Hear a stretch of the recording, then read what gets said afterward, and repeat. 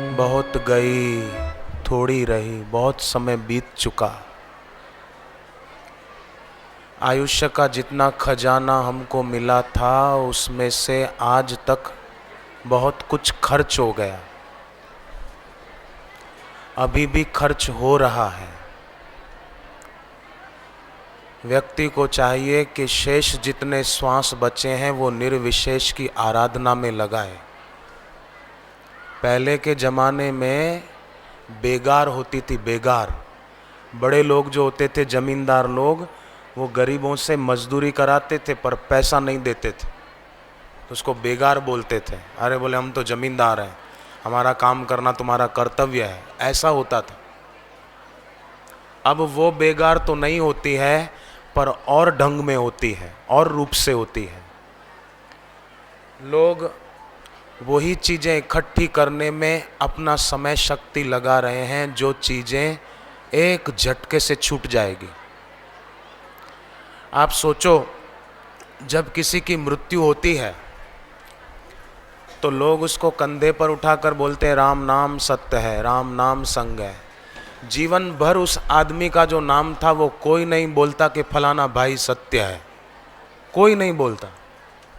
बाकी सारी जिंदगी वो उसी को सच मान रहा था, पर आया एक झटका, जिसको सारी जिंदगी सच मान रहा था वो झूठ हो गया, और जिससे मन मोड़ रहा था लोग कहते हैं राम नाम सत्य है।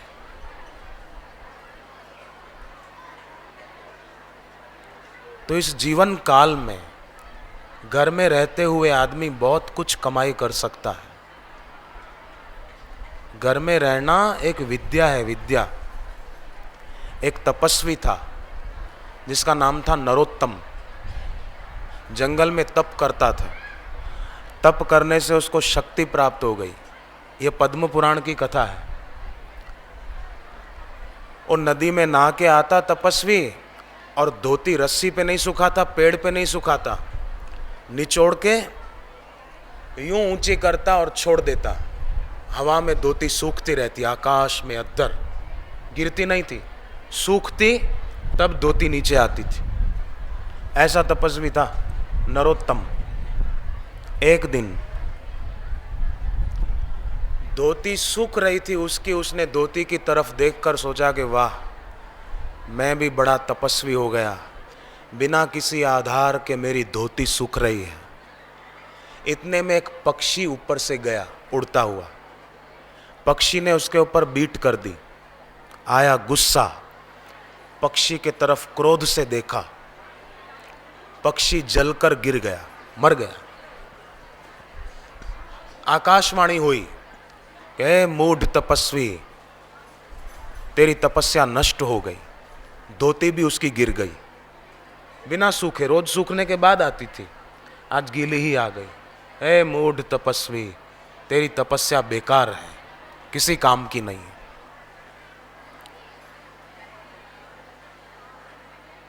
तप किसे कहते हैं ये जानना है तो जाओ, सुभा नाम की एक साध्वी स्त्री है, पतिपरायण, उससे जाकर पूछो तप किसे कहते हैं। अब सुभा नाम की स्त्री पतिव्रता कहाँ रहती है, उसका घर कहाँ है। तो एक ब्राह्मण मिल गए रास्ते में, बोले चलो मैं दिखा दूं उसका घर, आओ। दिखाया कि वो रहा सुभा का घर। तो उस पतिव्रता स्त्री को पूछा नरोत्तम ब्राह्मण ने कि देवी तप किसे कहते हैं आप बताइए। बोले आप वही तपस्वी हैं, वो पक्षी जा रहा था, बीट कर दी, आपने नज़र डाली क्रोध भरी और वो मर गया और धोती गिर गई, वही हो ना आप। बोले हाँ मैं वही हूँ। पर देवी तुमको कैसे पता चला। बोले अभी मेरे पास समय नहीं है, मैं पति की सेवा में हूँ। आप यहाँ से थोड़ा आगे जाओ तो मूक नाम का एक चंडाल रहता है, चंडाल, उससे पूछो तप किसे कहते हैं, वो बताएगा और ये सब बातें बताएगा, आप जाओ उसके पास। अब वो सोचने लगा कि उसका घर तो मैंने देखा नहीं, कहाँ रहता है वो। तो वही ब्राह्मण आया जिसने सुबह का घर बताया। बोले चलो मैं दिखा देता हूँ, मैंने देखा है उसका घर। बोले तू ब्राह्मण आदमी, चंडाल का घर तूने देखा है? बोले हाँ। क्यों? अरे बोले नरोत्तम, तुम्हारा अंतःकरण अशुद्ध है, अशुद्ध, तुम मेरे को नहीं पहचान पाओगे, चलो उसका घर दिखा दूं। वो घर दिखाया कि ये रहा मूक चांडाल का घर। वो अपने माँ बाप की सेवा में था। इसने कहा कि तपस्या का स्वरूप बताइए। बोले आप वही हो? वो पक्षी ने बीट की, आपने नज़र डाली, वो जल गया, फिर धोती गिर गई, वही हो ना आप? बोले हाँ मैं वही हूँ। पर आपको कैसे पता चल गया? बोले यही तो बात है, अभी मेरे पास समय नहीं है, मैं मेरे बूढ़े माँ बाप की सेवा कर रहा हूँ। आपको जानना है और जल्दी है तो यहाँ से आगे जाओ तो तुलाधार नाम का एक व्यापारी है, दुकान चलाता है अपनी, उसको जाके पूछो, वो बता देगा तप किसे कहते हैं, साधना किसे कहते हैं, जाओ। हाँ बोले मैंने तो उसकी दुकान नहीं देखी। तो वही ब्राह्मण आया, चलो मैं दिखा दूं। है बोले तुमने सबका घर दुकान देखा है क्या? बोले हाँ चलो मैं दिखा देता हूँ। दिखाया, दुकान के पास ले गया तो वो किसी को नमक दे रहे थे, किसी को आटा दे रहे थे, किसी को घी, किसी को तेल। बोले ये व्यापारी मेरे को क्या धर्म का उपदेश देगा? इतने में वो तुलाधार बोला कि आप वही हो ना, वो पक्षी गिर गया आपकी दृष्टि से। बोले पर आपको किसने बताया? बोले अभी मैं व्यस्त हूँ, बात करने का टाइम नहीं है, यहाँ से आगे जाओ, अद्रोक नाम का एक सज्जन रहता है, बड़ा धर्मात्मा है, उसको जाकर पूछो, वो बताएगा। बोले ठीक है, पर वो कहाँ रहता है, उसका घर कहाँ है? तो वही ब्राह्मण आया, बोले चलो मैं दिखा देता हूँ। अरे बोले तुम कमाल हो, सबका पता है? बोले हाँ। तो बोले ये तो बताओ ये अद्रोक सज्जन कौन है? अरे बोले एक बार हमारे नगर का, यहाँ का राजकुमार, उसके बाप राजा ने कहा जाओ नगर में किसी को कोई तकलीफ तो नहीं है, जांच करो जरा। तो राजकुमार अपनी पत्नी को इनके पास छोड़ के गया कि आपके पास मेरी पत्नी सुरक्षित रहेगी, कोई इस पे बुरी नज़र नहीं डालेगा, कोई इसका सतीत्व भंग नहीं करेगा। तो ये अद्रोक सज्जन ने कहा भाई आपकी पत्नी आपके वहाँ रखो। बोले नहीं नहीं, आपके यहाँ मुझे विश्वास है। तो बोले आपकी पत्नी को कह दो मैं जो कहूँ वो करे, वैसे रहे। बोले ठीक है। दिन भर तो वो अपने काम में रहता, रात को जब सोना होता तो अद्रोक सज्जन एक तरफ तो उसकी पत्नी सोती और एक तरफ थोड़ा दूर वो राजकुमार की पत्नी सोती। लोग बहुत निंदा करते थे कि बिगड़ गया, इसकी बुद्धि भ्रष्ट हो गई, ऐसा है वैसा है। आजकल कई लोग हल्की बातें जल्दी जितनी सच्ची लग जाती है ना, उतना अच्छी बात सच्ची नहीं लगती, क्योंकि बुद्धि में इतनी गिरावट आ गई कि गिरी हुई बातें जल्दी अच्छी लग जाती है और जच जाती है। किसी के बारे में कहो फलाना आदमी बहुत सज्जन है, बोले कैसे, हम नहीं मानते, आपको सिद्ध करना होगा। और किसी के लिए कहो कि फलाना है ना, उसका फलानी के साथ गलत रिश्ता है, हाँ बोले हाँ आप ठीक कहते हो, ये बात जल्दी दिमाग में बैठ जाएगी। बुद्धि में गिरावट आ गई, लहसुन प्याज, नॉनवेज, होटलों का पिज्जा बर्गर, खुराक हल्का है ना, इसलिए बुद्धि में भी वैसा ही आ गया संस्कार। इसलिए भगवान ने गीता में कहा युक्ताहार विहारस्य। तो अद्रोक सज्जन की बड़ी निंदा हुई, लोग उसके बारे में बहुत अनर्गल बातें बोलने लग गए, पर वो था धर्मात्मा। जब राजकुमार लौटकर आया तो अद्रोक ने कहा आप आपकी पत्नी को संभालो, मेरी बड़ी निंदा हुई है, अब मैं अग्नि जला के उसमें प्रवेश करना चाहता हूँ। चिता तैयार की, अद्रोक सज्जन तपस्वी वो जलती हुई अग्नि में जाके बैठ गया तो साक्षात अग्निदेव प्रकट हो गए। नरोत्तम, अग्निदेव साक्षात प्रकट हो गए और अद्रोक का हाथ पकड़ के कहा कि ये तो पूर्ण सदाचारी आदमी है। और तब से लोग उनकी बड़ी जय जयकार करते हैं। अच्छा है, अद्रोक ऐसा आदमी है? बोले हाँ, बड़ा संयमी, बड़ा ब्रह्मचर्य में साधना में मानने वाला आदमी है। अरे बोले चलो। अद्रोक के घर गए तो उसने भी बताया कि मैं अभी ध्यान साधना का नियम मेरा बाकी है, अगर आपको तपस्या का स्वरूप जानना है तो यहाँ से थोड़ा और आगे जाओ, विष्णुदास भगत रहते हैं। हाँ, विष्णु जी रहते हैं, विष्णु जी। वो बड़े धर्मात्मा हैं, बड़े भक्तराज हैं, बहुत भक्ति करते हैं, माला पूजा ध्यान सेवा बहुत करते हैं। उनके पास जाओ, वो बताएंगे धर्म का स्वरूप क्या है, तपस्या किसे कहते हैं। जाओ। अब बोले उसका घर मैंने नहीं देखा, तो वही ब्राह्मण आया, चलो मैं दिखा दूं, आओ। गए, विष्णुदास भगत के घर पहुंचे तो वो नरोत्तम तपस्वी के आश्रय का ठिकाना न रहा। सर्दी के दिन थे पर उसको पसीना आ गया, रोमकूप पुलकित हो गए, क्योंकि जिस ब्राह्मण को वो देख रहा था और जो ब्राह्मण उसको सबके घर दिखा रहा था, वही ब्राह्मण वो विष्णुदास भगत के पूजा के घर पर जो छोटी मूर्ति थी, वो कभी तो ब्राह्मण दिखे, कभी भगवान विष्णु, कभी वो ब्राह्मण, कभी वो भगवान विष्णु। वो तो देखता ही रह गया कि ये ब्राह्मण ब्राह्मण नहीं, साक्षात विष्णु भगवान थे। दंडवत प्रणाम किया तो भगवान विष्णु प्रकट हो गए। बोले नरोत्तम अपने को बड़ा तपस्वी मानता है, जंगल में रहता है, जरा सा पक्षी ने बीट कर दी तो इतना गुस्सा आ गया तेरे को, काहे का तू तपस्वी। ये देख घर में रहकर भी कैसा भजन भक्ति करके मेरा दिल जीत लिया इन्होंने।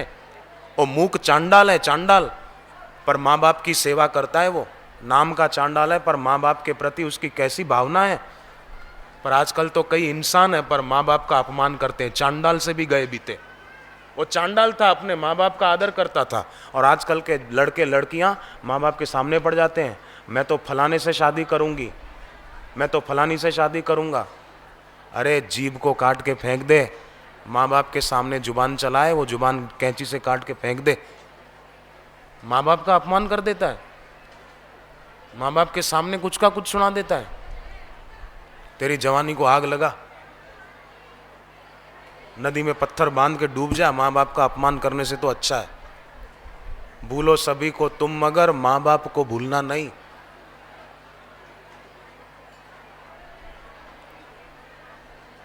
फिल्मों ने और गंदी विदेशी चैनलों ने हमारे देश के जवानों के साथ बहुत अन्याय किया है। हमारे देश के बच्चों का कसूर नहीं है,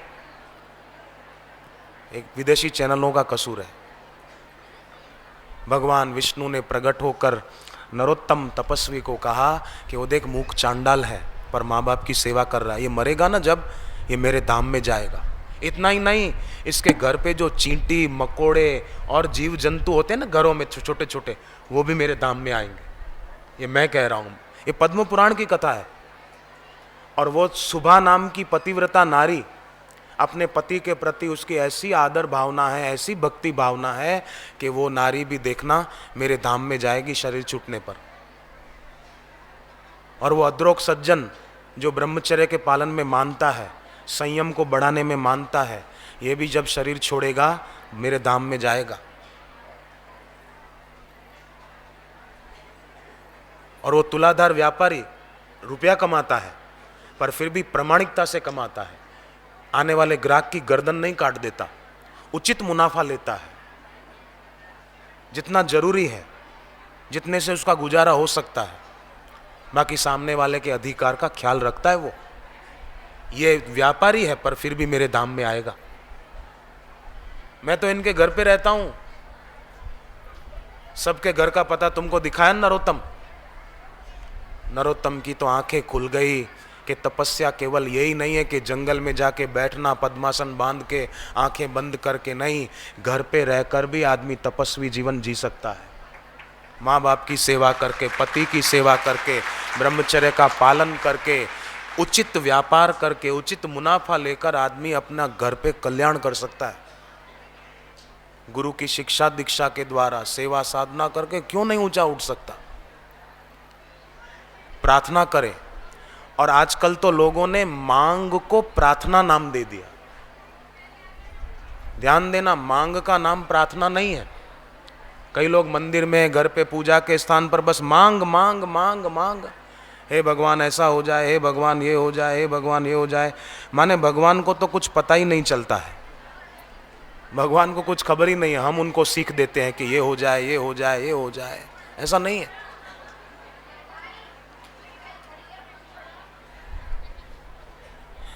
विवेकानंद के पिताजी जब गुजर गए,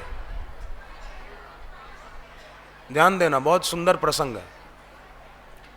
तो उनके पिताजी कर्जा छोड़ गए थे। विवेकानंद पढ़ते थे, उन दिनों पढ़ाई चालू थी, कॉलेज में भी जाते और कुछ मेहनत भी करते, तो इतना ही अन्न जुटा पाते कि माँ और बेटा दो में से एक का पेट भर पाए। विवेकानंद सोचते मैं बोलूँगा मैंने खाया नहीं तो माँ भूखी रहेगी, तो माँ को कहते माँ मुझे एक दोस्त के यहाँ आमंत्रण मिला है रोटी खाने का, मैं वहाँ जा रहा हूँ, तू खा ले। बाहर चले जाते और घूम फिर कर आ जाते, भूखे रहते।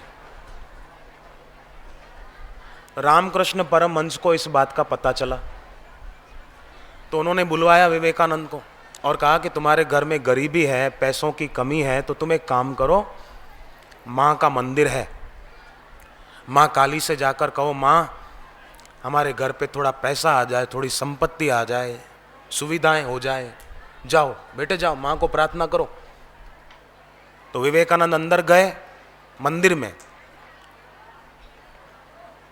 5 मिनट बीते, 10 मिनट, 15 मिनट, 1 घंटा बीत गया, बाहर नहीं आए। तो रामकृष्ण ने सोचा कि क्या बात है, आए क्यों नहीं अभी तक। अंदर गए तो देखा कि विवेकानंद आंखें बंद करके बैठे हैं और आंखों से आंसू बह रहे हैं, खूब आंसू बह रहे थे। रामकृष्ण देव प्रसन्न हुए विवेकानंद की स्थिति देखकर। जब थोड़ी देर के बाद विवेकानंद बाहर आए तो रामकृष्ण देव ने कहा कि बेटे माँ से मांग लिया तूने, घर पे तकलीफ है ना, पैसों की कमी है, माँ से मांगा। तो विवेकानंद ने हाथ जोड़कर कहा कि गुरुदेव मैं तो भूल ही गया, मैंने नहीं मांगा कुछ। बोले क्यों?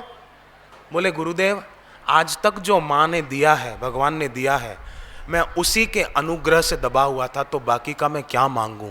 भगवान ने मेरे को शरीर दिया है, देखने के लिए आंखें दी है, सुनने को कान दिए हैं, बोलने को जीभ दी है, सोचने के लिए मन दिया है, निर्णय करने के लिए बुद्धि दी है, इतना कुछ दिया है। मेरी सांस चल रही है, मैं सो जाता हूँ, सुबह नींद में से उठा देते हैं। इतना उनके अनुग्रह से मैं दबा हुआ हूँ, तो और मैं क्या मांगूं। मुझे मांगने की इच्छा नहीं हुई, मैं भूल ही गया। रामकृष्ण ने कहा ठीक है बेटे, कल फिर आके मांग लेना याद करके। ऐसा 3 बार हुआ और तीनों बार विवेकानंद भूल गए कि मुझे कुछ मांगना भी है, मेरे घर पे आर्थिक तंगी है, भूल गए, नहीं मांगा। नहीं मांगा तो दुनिया जानती है विवेकानंद को किस चीज की कमी पड़ी। आप बताओ, स्वामी विवेकानंद को कौन नहीं जानता। उन्होंने कुछ मांगा नहीं, इतनी परेशानी थी, तो उनको क्या कमी पड़ी आप बताओ। भरोसा नहीं है। ध्यान दे, रामचरितमानस की कथा है। भगवान राम सीता जी पंचवटी में बैठे थे, चित्रकूट में। सीता जी बैठी थी, राम जी का सिर सीता की गोद में था, पति पत्नी थे, बैठे थे ऐसे आराम से। इंद्र का बेटा जयंत आया कौवे का रूप लेकर, और उसने सीता जी के पैर में चोंच से प्रहार किया। कौवे की चोंच कैसी कड़ी होती है, खून निकल आया। तो सीता जी ने सोचा कि मैं अपना पैर हिलाऊंगी तो राम जी का आराम भंग होगा, उनकी नींद टूट जाएगी। खून निकलता रहा, सीता जी सहन करती रही। अचानक राम जी का ध्यान गया, खून निकल रहा है। पता चला कि ये जयंत की बदमाशी है।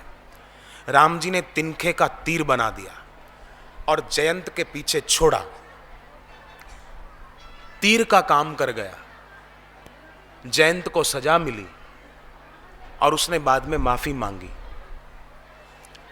सीता जी के पैर में राम जी ने जड़ी बूटी कोई बांध दी, खून बंद हो गया। अब ध्यान दें, वही सीता जी हैं। जब पंचवटी में बैठी थी, राम जी बैठे थे और मारीच सोने का हिरण बनकर आया, है ना ये कथा। तो सीता जी कहती है कि मुझे वो चाहिए, मुझे वो लाकर दो। राम जी ने कहा ठीक है, तुझे वो चाहिए तो मैं जाता हूं। राम जी मारीच के पीछे गए और बाद में क्या हुआ आप जानते हैं, मुसीबतों का पहाड़ टूट पड़ा। जो व्यक्ति भगवान से, मंदिर में, आश्रम में, गुरु से कोई भी दुनियावी चीज मांगता है तो ये सिद्ध करता है वो कि वो भगवान से, गुरु से ज्यादा उस वस्तु को मानता है, इसीलिए उसकी मांग कर रहा है। नहीं तो वो भगवान को ही मानता तो भगवान के आगे कोई वस्तु की मांग क्यों करता? जरूर उसके मन में उस वस्तु का महत्व ज्यादा है, ईश्वर से अधिक, ईश्वर से बढ़कर, तभी वो ईश्वर को न मांगकर वो चीज मांग रहा है। सबका मंगल, सबका भला कैसे हो।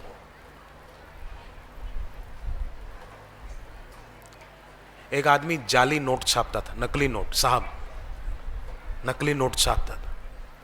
सोचा कि बहुत कमा लूंगा, गलती से एक बार 15 रुपए की नोट छाप दी उसने।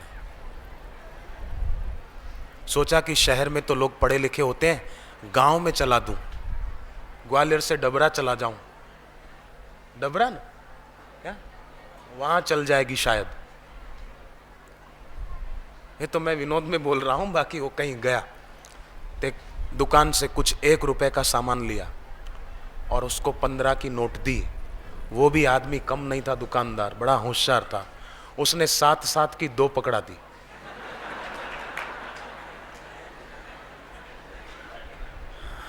इसको भी हुआ कि कोई बात नहीं, भले इसने मेरे को 7-7 की 2 पकड़ाई, पर 1 रुपए का सामान तो ले लिया मैंने, ये तो फायदा हो गया। दूर जाकर उसने पुड़िया खोली, जो उसने ली थी पुड़िया खोली तो उसके अंदर एक चिट थी और उस पर लिखा था कि हम भी यही काम करते हैं।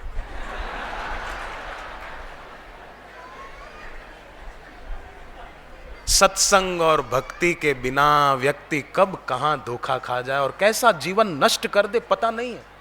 रविंद्रनाथ टैगोर एक कहानी सुनाते थे कि एक भिखारी था, सुबह अपने झोले में थोड़े चावल रखकर वो भीख मांगने को निकला। सामने राजा का रथ देखा, खुश हो गया कि बस आज तो राजा से ही मांग लूंगा, जिंदगी भर भीख मांगने की जरूरत नहीं है। पर राजा का रथ निकट आया तो राजा ने भिखारी को कहा, भिखारी कुछ मांगे इसके पहले राजा ने कहा कि आज मुझे राजपुरोहित ने कहा है कि सुबह पहली बार तुमको जो सामने मिले उससे कुछ मांग कर ले आओ, कुछ विधि करनी है, नहीं तो संकट आएगा राज्य पर। तो आज सबसे पहले तुम मेरे को मिले हो, कुछ दे दो। दे दाता के नाम तुझको अल्लाह रखे। राजा भिखारी को कहता है मुझे कुछ दे। अब भिखारी ने सोचा क्या करूं, राजा मांग रहा है, ना भी कैसे बोलूं। भिखारी ने राजा को अपने झोले में से चावल का एक दाना निकाल के दिया कि ले, जान छोड़। अब राजा को तो कुछ जरूरत नहीं थी, उसको तो विधि करनी थी, कुछ पंडित ने कहा था, रुक गया। भिखारी को सारा दिन कोई देने वाला दाता ही नहीं मिला, बोले दाता ही मांग के ले गया, अब मैं किससे मांगू। शाम को घर गया, पत्नी को कहा कि अब जो चावल ले गया था ना सुबह वही बना दे। झोली फैलाई, खाली कर दी जमीन पर, तो उसमें एक दाना सोने का था। पत्नी ने कहा पतिदेव ये सोने का दाना कहां से लाए। बोले मुझे तो किसी ने दिया नहीं। बोले आप देखो असली सोना, एक दाना सोने का। तब उसको याद आया मैंने राजा को एक दाना दिया था, लगता है राजा बड़ा धर्मात्मा रहा होगा कि उसको एक दाना देने के बदले में मुझे एक दाना सोने का दिया ईश्वर ने। काश मैं मुट्ठी भर के चावल दे देता, मुट्ठी भर के चावल सोने के हो जाते, पर अब अवसर बीत गया। रविंद्रनाथ टैगोर ने कहानी के अंत में लिखा कि इसका शीर्षक है कि अवसर बीत गया। अवसर बीत जाने पर, मनुष्य जन्म का अवसर बीत जाने पर लोग बुढ़ापे में बहुत पछताते हैं। युवानों को चाहिए कि ऐसा कुछ करे कि अपने यौवन को वंदनीय बनाए। बापू के जीवन में बचपन था पर बचपना नहीं था। बचपन में ही सिनेमा उन्हें कभी न भाए, जबरदस्ती ले गए थे मेहमान, बलात ले गए रोते आए, बाहर आ गए, बैठे नहीं अंदर। पर आजकल तो लड़के रिमोट लेकर बैठते हैं, चैनल 1, 2, 3, 4, कौन सा प्रोग्राम बढ़िया है। बापू के जीवन में सादगी और सरलता।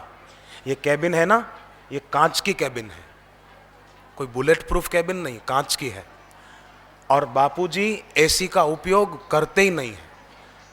जयराम जी की कार में भी बापू जाते हैं, बापू एसी नहीं चलाते। भोपाल से नागपुर जाना था पिछले साल गुरु पूर्णिमा के कार्यक्रम में। भोपाल समिति ने बापूजी की राजधानी ट्रेन की टिकट कराई थी, फर्स्ट एसी की, 5,000 रुपये की टिकट थी। बापू ने खूब डांटा और कहा कि पैसे मुफ्त के आते हैं, 5,000 की टिकट कराई, किससे पूछ के कराई, खबरदार टिकट कैंसिल करा दो। टिकट कैंसिल करा दी और बापूजी तमिलनाडु एक्सप्रेस में मात्र 150 रुपये की टिकट में बैठकर भोपाल से नागपुर गए।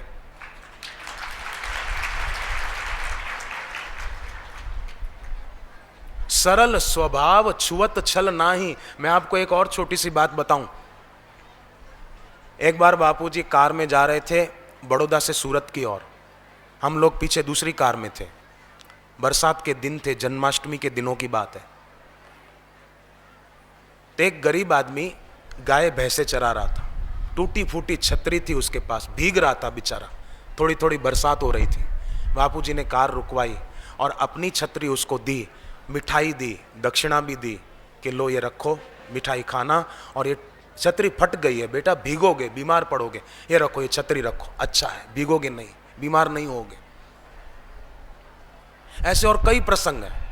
उड़ीसा में बाढ़ आई थी जब, तो वहां के लोगों ने कोई आमंत्रण नहीं दिया था, पर बापूजी स्वयं वहां पहुंच गए और समिति के साधक, आश्रम के कुछ साधक 130 अन्न क्षेत्र चालू कराए और बापूजी ने बोला कि सब आश्रम बेचने पड़े तो बेच देंगे, पर उनकी सेवा में कोई कमी नहीं आने देंगे।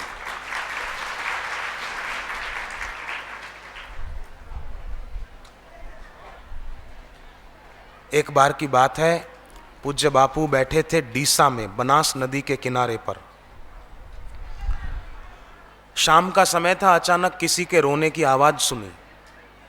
पीछे मुड़कर देखा बापूजी ने तो एक गरीब मजदूर रो रहा था।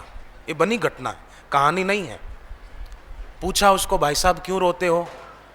बोले आज मेरे पैर में जख्म हो गया पत्थर लगने से, जहां मैं मजदूरी के लिए जाता था वहां ठेकेदार ने मना कर दिया कि नहीं आना काम पे, और मैं रोज कमाऊं रोज खाऊं, ऐसी हालत है घर की, अब कल क्या खाएंगे हम, और मुझे सामने पार जाना है, नाव है नहीं, पानी तो कमर जितना ही है, पर पानी में जाऊंगा तो जख्म और बढ़ जाएगा। तो गुरुदेव ने क्या किया पता है? उसको कहा मेरे कंधे पर बैठ जा, मैं सामने पार उतार देता हूं। अपने कंधे पे बिठाया उसको और सामने पार उतारा। वो बार बार प्रणाम कर रहा था। तो गुरुदेव ने कहा ये बात आज से 30-32 साल पहले की है। बापूजी ने कहा कि कल तुम वहीं जाना काम पे, वो ठेकेदार मना नहीं करेगा और तुमको वेतन भी ज़्यादा देगा। मैं कह रहा हूँ, गुरुदेव ने कहा। वो चला गया। अगले दिन जब वहाँ काम पर पहुँचा तो ठेकेदार ने उसको बहुत राजी होते हुए कहा, अच्छा हुआ आप आ गए, मैं तो आपका ही इंतजार कर रहा था। तो बोले क्यों, आपने तो मेरे को डांट कर कहा था कल से काम पे नहीं आना। बोले जरूर कहा था, पर कल रात को सपने में एक बाबा दिखे थे सफ़ेद कपड़ों में, दाढ़ी वाले। उन्होंने कहा था खबरदार किसी गरीब की रोजी रोटी पर लात मारी तो, खबरदार किसी के पेट पर लात मारी तो। और बोले तब से मुझे नींद ही नहीं आई, मैं इंतजार कर रहा हूँ कब तुम आओ और मैं तुमको काम पे बिठा दूँ, और तुम खाली पैर में चोट लगी है तो देख रेख का काम करो, वेतन भी तुमको इतना ज़्यादा देंगे ताकि इलाज भी हो जाए तुम्हारा। तत्ववेता महापुरुष जब भी कुछ भी कहते हैं बोलते हैं तो सामने वाले की भलाई का संकल्प करके बोलते हैं। फिर भले हो सकता है ज्ञानी महापुरुष कोई एक बात बार बार भी कहे, आपको लगे कि ये बात मैंने पहले सुनी थी, ऐसा भी हो सकता है। भगवान बुद्ध का ये नियम था, कोई भी बात कहते हैं तो उसको 3 बार दोहराते थे। सुबह के प्रवचन में कह दी वो बात तो फिर शाम के प्रवचन में भी दोहराते थे। ये बुद्ध की बनी घटना सुना रहा हूं, ध्यान से सुनना। तो एक दिन उनके निकटवर्ती शिष्य आनंद ने पूछा कि गुरुदेव, मैंने कई बार नोट किया है कि आप कोई बात कहते हैं तो जो ज्यादा हितकारी होती है आप उसको दोहराते हैं, सुबह भी कहते हैं प्रवचन में और फिर शाम को भी कह देते हैं, तो ऐसा क्यों गुरुदेव, मैं जानना चाहता हूं। तो बुद्ध भगवान ने कहा कि भाई देखो, तुमको भ्रांति होती है कि मैं 3 बार कहता हूं, क्योंकि मैं कहता हूं तो तुमने सुना ही हो ये कोई जरूरी नहीं है। ध्यान देना, बुद्ध की बात मुझे बहुत प्यारी लगी। बुद्ध कहते मैंने कहा और तुमने सुना ही हो, ये पक्का नहीं है, क्योंकि कई बार आदमी सुनते सुनते मन में कोई और विचार भी करता रहता है, कोई और बातें भी सोचता रहता है। शरीर से वहां होता है पर मन से वहां उपस्थित नहीं होता। इसलिए मैं दोबारा दोहरा देता हूं, तीसरी बार भी दोहरा देता हूं कि शायद ऐसी घड़ियां आ जाए कि तुम्हारे मन में कोई विचार ना हो और मेरी बात तुम्हारे दिल दिमाग में ठीक से बैठ जाए और तुम वो साधन भजन करके अपना कल्याण कर लो, अपना उद्धार कर लो।